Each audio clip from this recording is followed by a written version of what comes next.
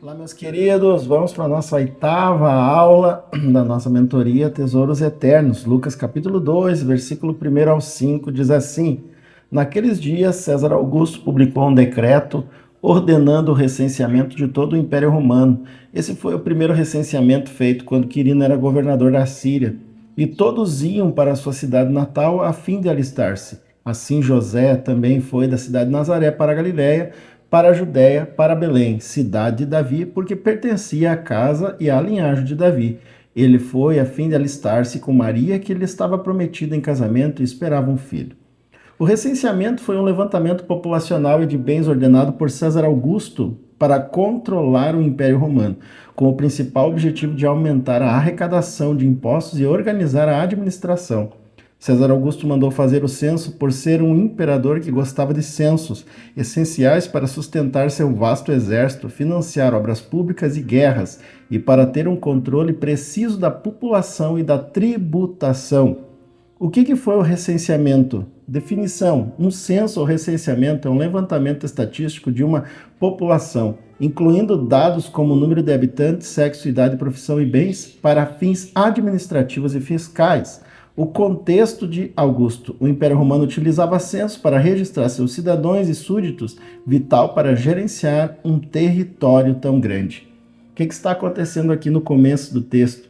Maria e José, eles têm que ir até Belém, porque eles foram intimados pelo Império Romano para um censo.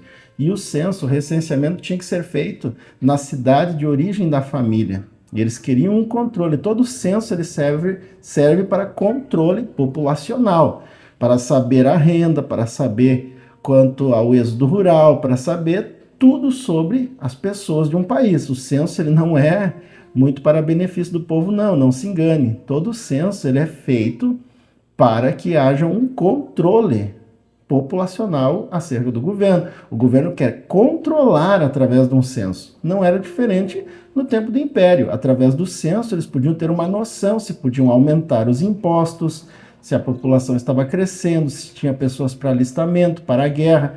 Então, era controle populacional. Não acho que o censo é algo que vem para benefício simplesmente do povo. Não.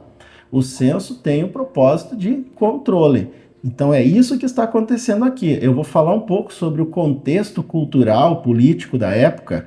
Por quê? Porque eu quero depois trazer uma aplicação para os nossos tempos. Porque hoje há muita discussão na área da questão da política, da religião. Então eu quero trazer esse contexto para que você entenda que Deus sempre vai estar no comando de tudo. Por que César Augusto ordenou ir a Belém? Controle de impostos. O principal motivo era financeiro e administrativo. Saber quem e quanto podiam ser taxados para manter a máquina do império, o exército e a construção de estradas. Fidelidade ao imperador. O censo mencionado na Bíblia, em Lucas, foi um decreto para registrar toda a terra, exigindo que as pessoas fossem à sua cidade natal para alistamento, o que levou José e Maria a Belém. Tá? Então eles andaram cerca de 150 quilômetros para esse censo. O primeiro imperador romano, quem é que foi esse César Augusto? Caio Otávio é reconhecido como o primeiro imperador romano. Ele nasceu em 23 de setembro de 63 a.C. e morreu em 19 de agosto de 14 depois de Cristo em Nola, perto de Nápoles, atual Itália. O político passou a governar como imperador após a morte de Júlio César, seu tio-avô e pai adotivo. Foi então que ele adotou o nome de César Augusto. Sua ascensão ao poder marcou o fim da República Romana. Ele formou primeiramente o segundo triunvirato, formado por Caio Otávio, Marco Antônio e Marco Lépido. O primeiro triunvirato foi composto por Júlio César, Pompeu e Crasso. O que foi isso? Por cerca de 509 a.C., começa a República Romana. E isso vai até por volta de 60 a.C. Quando Júlio César se une, era o avô de pai adotivo desse César Augusto, ele se une com Pompeu e Crasso para formar o primeiro triunvirato. O que era o triunvirato? Era uma união entre três militares, três pessoas influentes na época, para irem contra o Senado, porque como república, o Senado é quem mandava.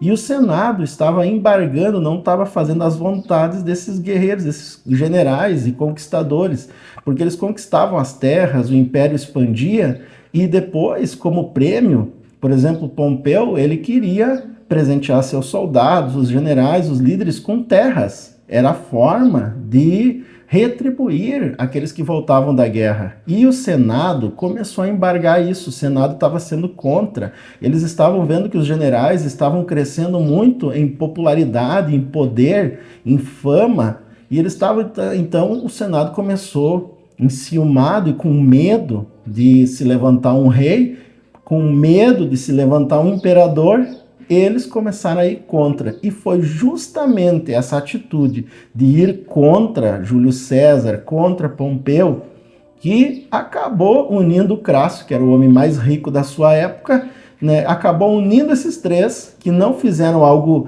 legalmente, mas de palavra os três se uniram para poder enfrentar o Senado romano. Então eles formam essa união chamada de Primeiro Triunvirato. Assim, Júlio César, depois de ser assassinado, ele foi assassinado por Brutus e por Cássio. Daí vem a expressão da peça famosa de Shakespeare, até tu, Brutus, quando a gente fica impressionado, quando alguém de confiança trai ou faz algo inesperado para a gente, vem daí, porque Brutus era como um filho adotivo de Júlio César. Então Júlio César não esperava que Brutus traísse ele. Brutus era um senador, Cássio também. Então Brutus, levado, fizeram a cabeça dele, no sentido de que era um perigo ter um imperador, era um perigo dar o poder a uma pessoa só. E foi justamente isso que fez com que Brutus e Cássio assassinassem a Júlio César com 23 punhaladas. Só que isso foi o estopim para quê? Para que se levantasse Caio Otávio, que era filho adotivo de Júlio César. Caio Otávio, que agora vai se chamar César Augusto. Ele se torna o primeiro imperador, porque ele se junta com Marco Antônio e Marco Lepto, e eles formam o segundo triunvirato. E quando eles formam o segundo triunvirato, eles legalizam isso, e eles dividem o império para eles mandar em todo o império. Só que eles começam a brigar entre si. Lépido era o mais pacificador, e por ele ficar em cima do muro e nunca tomar uma posição, ele é muito mal falado na história. A maioria dos historiadores dizem que ele não era um bom político porque ele não tomava partido. Então, ele acabou sendo exilado e entraram em guerra, Caio Otávio e Marco Antônio. Marco Antônio, que tinha como amante a Cleópatra lá do Egito. Então, Marco Antônio acaba perdendo a guerra para Caio Otávio e Caio Otávio se torna o primeiro imperador adotando o nome de César Augusto. Tudo isso eu estou contando porque o que isso tem a ver com Bíblia? Tem a ver com o contexto político da época. Porque para nós hoje, brasileiros, as pessoas se preocupam muito com o contexto político, muito com o contexto do governo, para você entender o contexto cultural do que está acontecendo. Um imperador está nascendo, começando a reinar, e Deus, no seu plano, que não tem nada a ver com o plano aqui da terra, com o plano dos homens, está traçando o seu plano no meio disso tudo. Vai nascer o Rei dos Reis e Senhor dos Senhores. Então, assim, nós temos que entender que nada que o homem faça vai impedir que o plano de Deus prossiga, que o reino de Deus prossiga. Nada que o governo faça pode parar a igreja. Não importa se for para nós crescer e prosperar, vamos crescer e prosperar na paz. Se for através da guerra, vai ser se sacrificando como foi na igreja primitiva. Mas a igreja tem que estar preparada com a certeza de que tudo está no comando de Deus, de que nada foge do comando de Deus. Por isso, nós temos que ter esta fé e não ficar brigando com os irmãos ou brigando por política. Porque indiferente de qual lado governar, o evangelho ele foi feito para dar certo em qualquer governo. Não importa o tipo de governo. O evangelho ele cresce em lugares de comunismo, o evangelho ele cresce no socialismo, o evangelho ele cresce no capitalismo, o evangelho ele cresce em qualquer lugar que ele chegar, porque o poder do evangelho transforma a nossa vida. Esse mesmo império persiste pelo tempo de Jesus, persiste pelo tempo de Paulo. E o que Paulo escreve em Romanos, se não me falha, capítulo 13 ou 15, não me lembro bem agora, ou 14, é ali em Romanos 12, 13 ou 14, que nós devemos de honrar as lideranças, honrar o governo e orar por ele. Olha só, e esses imperadores não eram que nem os nossos presidentes, não é que nem Bolsonaro ou Lula. Esses imperadores eram pessoas promíscuas, pessoas que assassinavam, pessoas que colocavam os seus interesses acima de tudo, e mesmo assim Paulo está dizendo para honrá-los. Como que a igreja reagia ao império? Indo para a arena, se sacrificando por sua fé, não se levantando contra.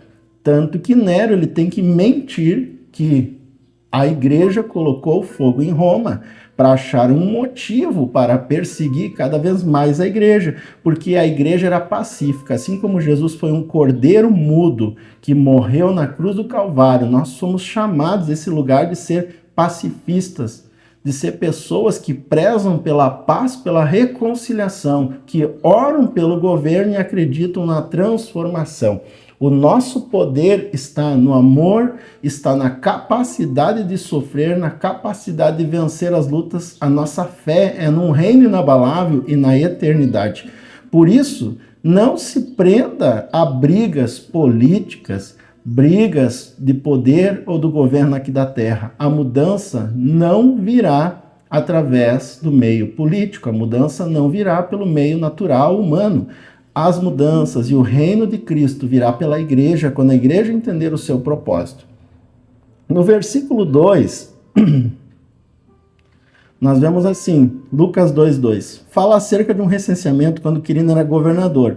Isso gerou muita discussão entre historiadores, pois Flávio Joséfo registrou com outros historiadores da época que o censo foi realizado apenas 6 anos depois de Cristo nascer. Aqui eu estou trazendo essa curiosidade porque muitas vezes você vai encontrar teólogos na internet dizendo, a Bíblia não é a verdade, olha aqui, ó, todos os historiadores estão dizendo que no tempo de Quirino foi 6 depois de Cristo que houve um censo. E aqui o Lucas está registrando que foi antes do nascimento de Jesus, foi no tempo do nascimento de Jesus. Provavelmente teve 2 censos. É isso que está acontecendo aqui. Um é relatado por Lucas e o outro não é relatado pelos historiadores. Mas tem pessoas que acreditam que Lucas, simplesmente por ouvir falar a história, anotou errado. Que também poderia acontecer. Isso não desqualifica a Bíblia como palavra de Deus. Isso não desqualifica a mensagem. Pode desqualificar como uma base histórica, mas não desqualifica como verdade de Deus. Tá bom? Então, assim, eu só coloquei essa particularidade aqui do versículo 2 para que vocês saibam e estejam preparados, porque um dia alguém pode questionar e dizer, olha, a Bíblia não é a palavra de Deus, isso aqui está errado. Então, há uma discussão sobre esse contexto histórico. Versículo 13:5. Ir para a cidade natalícia era obrigatório. Por ser descendente de Davi, eles tinham que ir até Belém. José e Maria percorreram cerca de 150 quilômetros, Maria grávida viajando em um burro. Há um paralelo entre o que está acontecendo e as profecias bíblicas. Miqueias, capítulo 5, versículo 2. Mas tu, Belém Efrata, embora seja pequena entre os clãs de Judá, de ti virá, para mim, aquele que será o governante de Israel. Suas origens estão no passado distante, em tempos antigos. Como nada sai do comando de Deus, o imperador e o governador querem controlar os impostos e a população, mas Deus está seguindo o seu plano através de tudo do que está acontecendo. Olha só, há uma palavra de Deus de que o Salvador, ele vai nascer aonde? Em Belém. E curioso, bem na época do nascimento, o imperador tem uma ideia. Eu vou manter o controle, preciso ter o controle da população. Vou fazer um censo obrigando José e Maria grávida, quase por ganhar um nenê, a andar 150 quilômetros num burro. Então, isso aqui é muito interessante, por quê?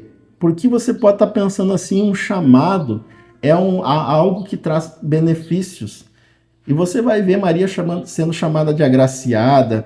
Imagina a emoção de você ver um anjo falar com você e dizendo que coisas grandiosas vão nascer de você, que o Salvador vai vir de você, que você faz parte de um plano redentivo. E a partir desse momento a sua vida vira de cabeça para baixo, as pernas para o ar. Porque Maria engravida antes de casar, vem o falatório, José fica com fama de fornicador ou de corno, começa a se levantar um monte de acusações. Olha o contexto, tudo isso um chamado, participar do propósito divino, fez com que ele sofresse. E agora, perto de nascer, num momento que era para a mulher estar em paz, sem preocupação, eles têm que andar 150 quilômetros num burro, ela prestes a ganhar um nenê. Olha o sofrimento, olha a dificuldade. E aí, eu fico pensando o que eles pensaram, o que eles estavam sentindo. Será que eles não estavam se perguntando como a gente se pergunta muitas vezes quando a gente faz as coisas certas e as coisas parece que não melhoram? Será que eles não estavam pensando, mas que plano divino é esse? Que quanto mais eu sigo a vontade de Deus, mais dificuldade eu passo? As coisas estão apertando? Está mais difícil para mim as coisas? Então, muitas vezes nós somos tentados a achar que Deus perdeu o comando de tudo, achar que tudo está perdido porque o governo está piorando, achar que tudo está perdido porque as coisas não estão do jeito que a gente quer. E não funciona assim. Um chamado é renúncia. Ter um chamado de Deus na vida não é para ganho particular ou próprio, mas para entregar a vida por amor aos irmãos e a Jesus. Chamado de Deus é dar a vida. Jesus tem um chamado e ele deu a vida por amor ao Pai e por amor a nós. Chamado não é oportunidade, chamado não é glamour, chamado não é fama, chamado é renúncia e sacrifício por amor. Entenda isso. Ser um obreiro é ser alguém que vai sacrificar, que vai renunciar, que vai padecer por amor. Você tem que ter essa consciência, porque as pessoas hoje brigam por oportunidade, brigam para aparecer, brigam para ser reconhecido, e chamado não tem a ver com isso. Chamado tem a ver com responsabilidade, renúncia e sacrifício.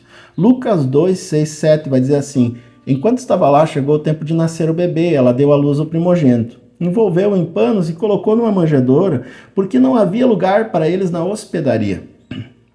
Por ser tempo de recenseamento, a cidade estava lotada, eles tiveram que ir a uma manjedoura, não por causa da pobreza, mas por causa da falta de logística da cidade de Belém.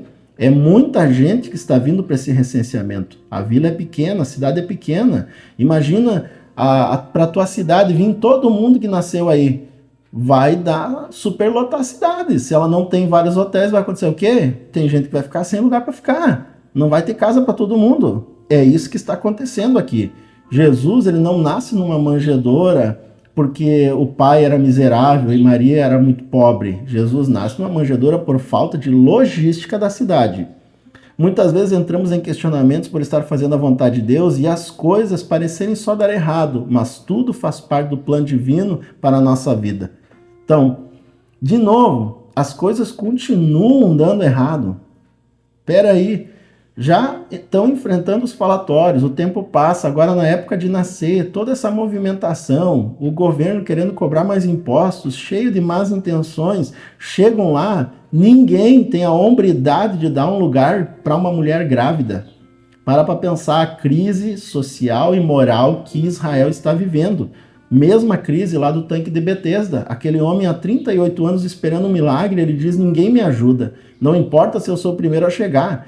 Quem chega aqui, eles querem descer primeiro quando o anjo vem e toca na água. Por que isso? Porque há uma crise moral. Eles não são capazes de organizar uma fila. Eles não são capazes de pensar em quem chegou primeiro. Assim também está acontecendo aqui. Maria chega lá grávida por ganhar o nenê e ninguém tem a hombridade de dizer pode ficar no meu lugar, porque há uma crise moral na época, há uma crise de ética, há uma crise O pecado, o egoísmo, a ganância tomou conta do ser humano naquela época, assim como nos dias atuais. Então, para você entender o contexto sociológico, social do que está acontecendo em Israel, por isso eles têm que ir para uma manjedoura. Jesus nasce em uma manjedoura significando humildade, que o grande Deus veio em simplicidade para se identificar com os pobres e marginalizados, e simbolizando que ele é o pão da vida, o alimento espiritual para todos, acessível e vindo ao mundo sem grandiosidade terrena, cumprindo profecias e mostrando que seu reino é espiritual e não de poder mundano. Olha o contraste. Aonde que um rei deve nascer? Aonde que o filho do rei deve nascer? Olha o contraste. Pensamento humano, num palácio. Olha o pensamento divino. Não, o meu reino é totalmente diferente. Não confundam grandeza segundo o homem com grandeza segundo Deus. Não confundam isso. Não tem nada a ver a grandeza humana com a grandeza de um chamado. A grandeza do chamado está na renúncia e no sacrifício. A grandeza segundo o homem está nas conquistas. Por isso, não transforme o evangelho em objeto de conquista, porque a beleza e a grandeza do evangelho e da fé está nas renúncias. Vai lá, lê Hebreus capítulo 11 e vê a galeria dos heróis da fé, se fala do que eles conquistaram ou do que eles renunciaram. Renunciaram. Abraão, pela fé, deixou sua família. Abraão, pela fé, fez isso. Abraão, pela fé, fez aquilo. Tudo renúncia. Moisés, pela fé, fez isso. Não quis ser chamado do filho da filha de Faraó. Não quis os tesouros terrenos, mas com fé acreditou no galardão e no Cristo que viria. Tudo renúncia. Você vai ver renúncia e desafios vencidos. A responsabilidade assumida. Heróis da fé são aqueles que assumem a responsabilidade diante de Deus de cuidar de pessoas. Heróis da fé são aqueles que renunciam muito, são aqueles que sacrificam muito, segundo a vontade de Deus. Heróis da fé não tem a ver com conquista, não tem a ver com construir a maior igreja. O pastor, quando chegar o dia do julgamento, ele não vai chegar lá e Deus vai dizer: olha, parabéns, a maior igreja do mundo foi a tua, vem aqui que o maior galardão é teu. Não. Porque todo fruto de um trabalho é graça, é dom. Se consegue fazer, é porque Deus deu o recurso para ser feito, Deus deu capacidade para administrar. Então não tem louvor na conquista, louvor se tem na renúncia e no sacrifício. Observação: para uma melhor interpretação e aplicação textual, sempre se coloque no lugar dos personagens. Imagine a cena, o que sentiram, o que pensaram e aplique isso na própria vida. Busque entender o simbolismo de cada ato, a circunstância envolvendo Jesus como uma revelação de algo da sua natureza e como uma lição de vida, porque tudo que ele faz é profético e pedagógico. Para você poder ir na profundeza de um texto, vou te dar a dica aqui, ó. Entra na pele do personagem, se imagina, você é homem, você é José. Se imagina o que José sentiu, imagina o contexto da época, imagina se você é mulher, se imagina no lugar de Maria, imagina o que devia estar passando nos pensamentos dela. Assim você vai cada vez mais ter revelações mais profundas do que está acontecendo. Olha para Jesus, o simbolismo, por que uma manjedoura? Por que isso está acontecendo para o nascimento? Aprenda, tudo tem uma lição. Tudo que acontece com Cristo tem uma lição para nós, tudo que acontece com as pessoas tem uma lição para nós na Bíblia. Então, para você ir na profundeza de um texto, se imagina e faça perguntas à Bíblia. Lucas 2, 8 ao 16 diz assim: haviam pastores que estavam nos campos próximos e durante a noite tomavam conta dos seus rebanhos, e aconteceu que o anjo do Senhor apareceu-lhes e a glória do Senhor resplandeceu ao redor deles e ficaram aterrorizados. Mas o anjo lhe disse: não tenham medo, estou lhes trazendo boas novas de grande alegria, que são para todo o povo. Hoje, na cidade de Davi, lhe nasceu o Salvador, que é Cristo, o Senhor. Isso lhe servirá de sinais. Encontrarão o bebê envolto em panos, deitado numa manjedoura. De repente, uma grande multidão do exército celestial apareceu com o anjo, louvando a Deus e dizendo: Glória a Deus nas alturas e paz na terra aos homens aos quais ele concede o seu favor. Quando os anjos o deixaram e foram para o céu, os pastores disseram uns aos outros: Vamos a Belém e vejamos isto que aconteceu e que o Senhor nos deu a conhecer. Então correram para lá, encontraram Maria e José e o bebê deitado na manjedoura. Agora você tem que fazer pergunta para a Bíblia Sagrada. Assim você sempre vai conseguir ter um esboço, ter uma pregação, ir na profundeza, encontrar sentido naquilo que está escrito. Qual que é a pergunta? Por que pastores do campo? Por que essa revelação vem para os pastores? Por que não foi para o sacerdote? Por que não foi para os profetas? Por que não tinha uma rede de profetas lá adorando? Por que não foi para os levitas? Por que a revelação vem para os pastores? Pergunte ao texto para você ter respostas do Espírito Santo e poder aprofundar o teu conhecimento. Humildade e simplicidade. Na sociedade judaica da época, os pastores eram vistos como uma classe social baixa, pouco confiável e muitas vezes cerimonialmente impura até. Deus escolheu revelar o nascimento de Jesus primeiro a eles e não à elite religiosa, para enfatizar que a salvação é para todos, especialmente para os simples e esquecidos. Ele vem e começa a se revelar para os rejeitados, para aqueles que eram considerados pessoas espiritualmente abaixo, para aqueles que eram desprezados pelos líderes religiosos. Então, a revelação começa na humildade e na simplicidade. Eles se revelam também aos pastores por causa da vigilância. Os pastores estavam vigiando durante a noite, guardando o rebanho. Então, esse simbolismo daquele que está vigiando no seu trabalho, cuidando das ovelhas, Cristo vai se revelar para quem for vigilante e desejoso de cuidar de pessoas. Quem vigia em cuidar do irmão, do próximo, Cristo vai se revelar para esta pessoa. Lembra de Pedro, quando Jesus pergunta: Tu me amas? Pedro diz: Eu te amo, então apacenta as minhas ovelhas. Qual a forma de manifestar o nosso amor a Deus? Cuidando de gente. Não tem como você dizer que ama a Deus se você só quer ficar num quarto orando. Não, é bom orar? Mas a hora de manifestar se esse amor é prático, é na vida, no dia a dia, com pessoas, querendo convívio, cuidando, orando, intercedendo por pessoas. Isso é um chamado, é para estas pessoas que Cristo vai se revelar. Você vai conhecer a Cristo em profundidade quando você assumir responsabilidade de cuidar de pessoas.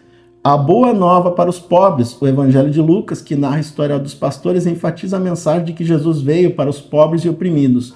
O anúncio angélico aos pastores demonstra que o Evangelho é primeiramente uma mensagem de alegria para os marginalizados. Então, os pastores eram pessoas de classe social mais baixa.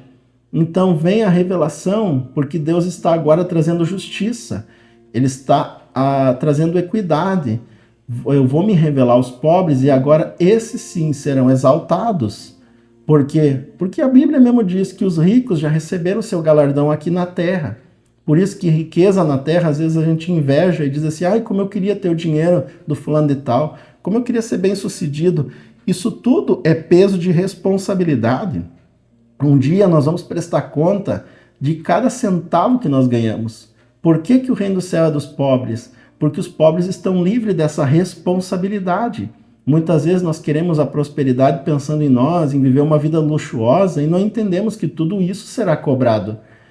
E às vezes nós não sabemos lidar. Aí o indivíduo ele não é fiel nem no dízimo, quando ganha um salário. Se ganhar 10, aí ele acha que ele está sendo justo, só entregando o dízimo. E não, a tua responsabilidade ela é multiplicada por 10 de fazer o bem. E é isso que as pessoas não entendem. Porque no julgamento de Deus, tudo será proporcional. Generosidade não é medida pela quantidade do que você dá simplesmente, mas por aquilo que sobra. Então, muitas vezes as pessoas olham, não entendem isso. A viúva, Ela é louvada não por aquilo que ela deu, a quantidade, mas por aquilo que sobrou. Ela deu tudo. Então, a grandiosidade da generosidade está no quanto sobra. E pessoas que têm um coração generoso são aquelas que não poupam, não estão preocupadas com o que vai sobrar. Então, isso é duro? É duro. Então, por isso que a gente tem que pensar 10 vezes antes de pedir riqueza na terra. Porque a gente tem que saber que haverá um peso de responsabilidade com a obra, com as pessoas, com o próximo, com o pobre, e essa responsabilidade vai ser cobrada. No dia do juízo não adianta tu chegar lá e dizer assim, olha, o presidente não ajudou os pobres. Nós vivíamos num governo que não ajudava os pobres. Não. No dia do juízo você vai prestar conta do que você ganhou. Das pessoas que cruzaram o teu caminho e você ajudou ou não ajudou. Do que você reteve, do conforto que você teve e daquilo que você compartilhou e o que não compartilhou. O julgamento será individual. Por isso, pense muito bem antes de pedir riqueza para Deus, porque riqueza é responsabilidade, não é privilégio, é responsabilidade. Simbolismo, representação dos líderes do povo. Na Bíblia, a figura do pastor é frequentemente usada para representar líderes e guias do povo de Deus, como o rei Davi, que também era pastor em Belém. Ao ser chamados para ver o pastor de Israel, eles prefiguram a liderança espiritual que cuidará do rebanho de Deus. Olha o sacerdócio mudando. Olha Jesus já anunciando que vai mudar as coisas, que tudo vai mudar, a organização do ritual, que tudo vai mudar. Identificação com o bom pastor. O fato de Jesus nascer entre pastores aponta para a sua própria identidade como o bom pastor, que dá a vida pelas suas ovelhas e não permite que nenhuma se perca. Olha o ato profético. Ele, o bom pastor, pastores estão indo lá. Cordeiro de Deus perfeito, o sacrifício final que foi tirado do pecado do mundo, cumprindo o propósito dos sacrifícios anteriores. Ele é o nosso alimento do céu que vem numa manjedoura, onde as ovelhas vêm se alimentar. Ele é o nosso pão da vida. Tudo profético. Os anjos aparecem no campo. É no campo, no trabalho, no cuidado das ovelhas que os anjos anunciam que Jesus nasceu. A revelação de Cristo vem no esforço e no cuidado das ovelhas. Olha o que eu falei antes. Foi lá que eles louvaram a Deus e não na manjedoura. Quantas vezes eu fiz peça de Natal e eu vejo peça de Natal aí onde os anjos vêm louvar a Jesus lá na manjedoura. Não é na manjedoura. Os anjos foram no campo e aparecem cantando no campo para os pastores. Não foi na manjedoura. Tá aí tu vê como o povo cristão lê muito pouco Bíblia. Porque as pessoas seguem as tradições, o que os outros ensinam, e elas não leem a Bíblia para ver se é verdade. Imagina quantos anos as pessoas fazem presépio vivo errado, montam um presépio errado. Por que isso? Por que acontece isso? Porque não lê. Porque não lê a Bíblia. Não são bereanos. Havia na igreja primitiva os bereanos, que não importa o apóstolo que falasse, eles iam procurar na Bíblia. Eles iam procurar na Torá, nos profetas, ver se fazia sentido essa história de Cristo, que Cristo era o Salvador. E eles são louvados pelo seu cuidado e zelo pela palavra. Nós temos que ter essa atitude. Nós temos que ler e saber por nós mesmos. Vemos a importância das experiências sobrenaturais para a revelação de Cristo. A Torá e os profetas anunciavam a vinda do Messias, mas é a palavra revelada pelo Espírito e os anjos que anunciam o tempo da manifestação, o Kairos de Deus. Podemos receber mensagem de Deus através de anjos. Toda experiência serve de testemunho para nós. Olha só, a validação das profecias e da palavra. Tem uma profecia dizendo, vai nascer um Salvador. Vai nascer alguém em Belém que será o Rei dos Reis. Mas agora quem? Todo ano nasce criança lá. Quem é que é? Só através da revelação do Espírito, dos anjos. E é isso que muitas vezes falta para a maioria dos cristãos, que ainda, além de gostarem da palavra, às vezes não acreditam no sobrenatural de Deus. Nós temos que crer na palavra e no poder sobrenatural do Espírito. Nós temos que crer na palavra escrita, mas depender da revelação do Espírito e do poder do Espírito. É isso que traz a confirmação e a palavra revelada. Você sabe a palavra revelada para você para o ano que vem? Às vezes você fica fazendo lista de desejo para 2026, pedindo para Deus abençoar. Não, isso é muito infantil, não faça isso, por favor. Pergunte para Deus qual que é o plano dele para a sua vida. Pergunte para ele a lista que ele tem para você, de coisas que tem que mudar, de coisas que tem que fazer, da responsabilidade que ele vai te dar, de como será o ano de 2026. Busque ao Senhor para ter a direção dele e não para impor os seus desejos querendo ser abençoado. Toda a experiência serve de testemunho para nós. Se os anjos aparecem trazendo mensagem, interagindo com o ser humano, é porque nós podemos viver isso. Esse poder sobrenatural, esse poder que revela. Então nós não podemos perder isso. Isso sim é um direito do cristão. É um direito, nós temos experiências com Deus, contato com Deus, diálogos com Jesus, anjo aparecendo. Isso tudo está ao nosso dispor através do Espírito Santo. Jesus fazia coisas tremendas porque ele conhecia a Torá e os profetas. Você acha que multiplicação de pães a primeira vez foi com Jesus? Não, está lá no Antigo Testamento.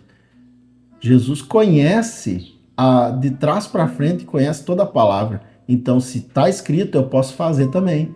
Jesus creu e por isso as coisas aconteciam. Nós temos que crer no sobrenatural e as coisas vão acontecer. Lucas 17:20 agora.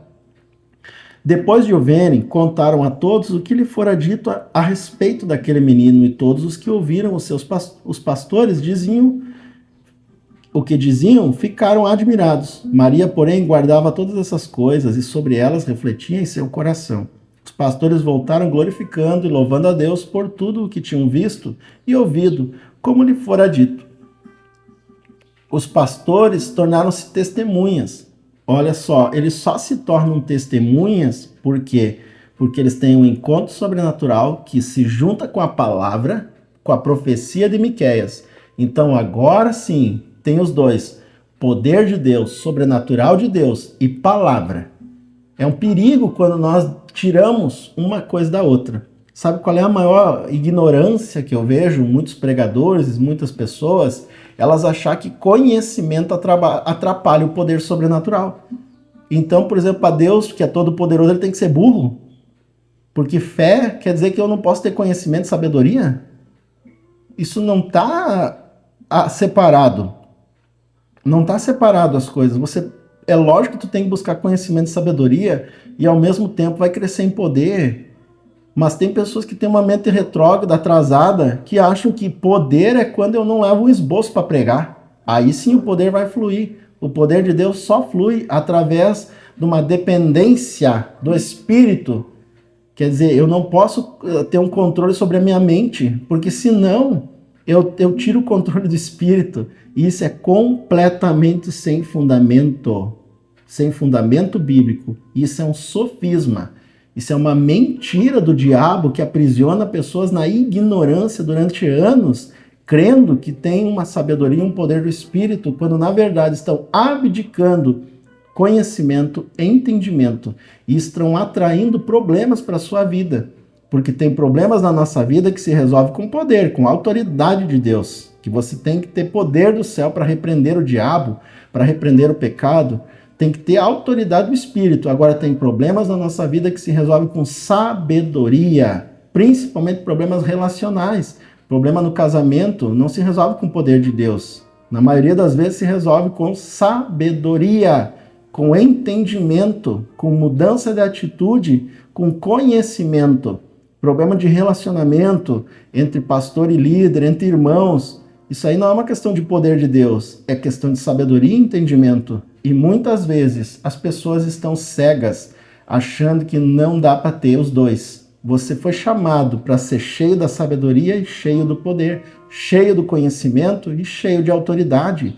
É um pacote completo, é ser imitador de Jesus.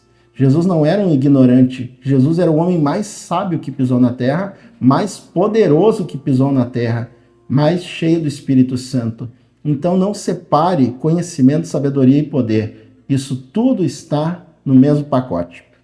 Versículo 19, Maria refletia profundamente sobre o que lhe era dito. Por que ela refletia e guardava no coração? Essa atitude envolve o quê? Acolhimento da palavra. Ela está meditando naquilo que Deus tinha falado, o que Deus está fazendo, o que as pessoas estão falando, que Deus revelou.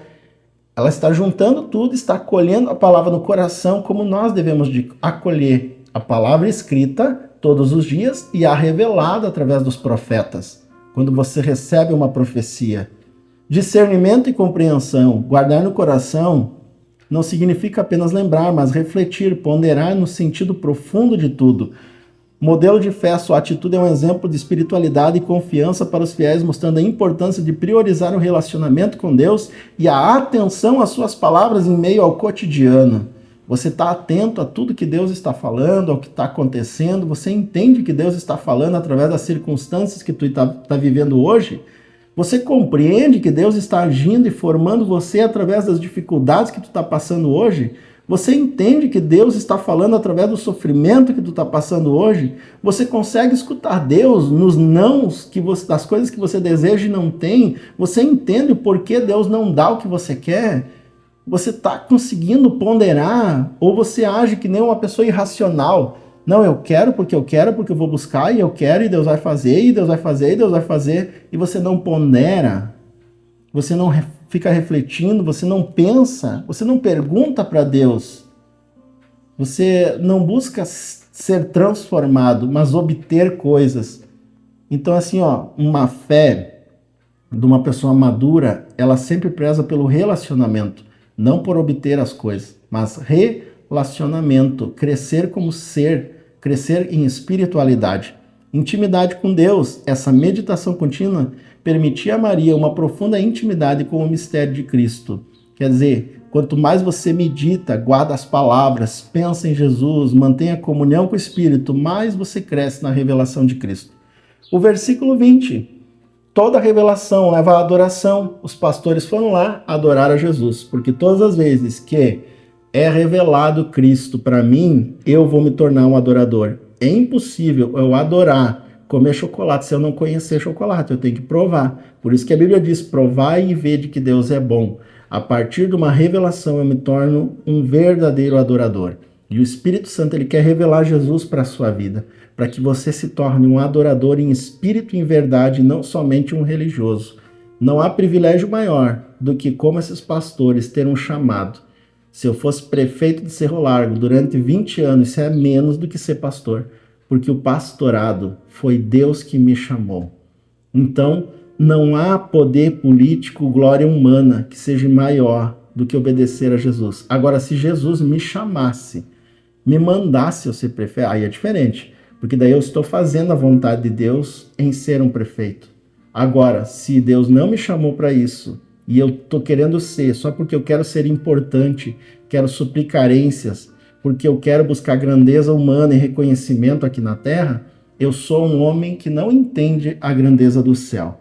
Nada é mais honroso do que um chamado, e todos vocês que estão aqui assistindo esse vídeo, vocês têm um chamado, e isso é uma grande honra, ser chamado, ter a confiança do Deus Criador, do Pai Eterno, de que você é capaz de ajudá-lo e ser um colaborador na obra dele. Nada é mais importante que isso. Deus abençoe a sua vida e até segunda-feira que vem. Em nome de Jesus, estamos aqui novamente.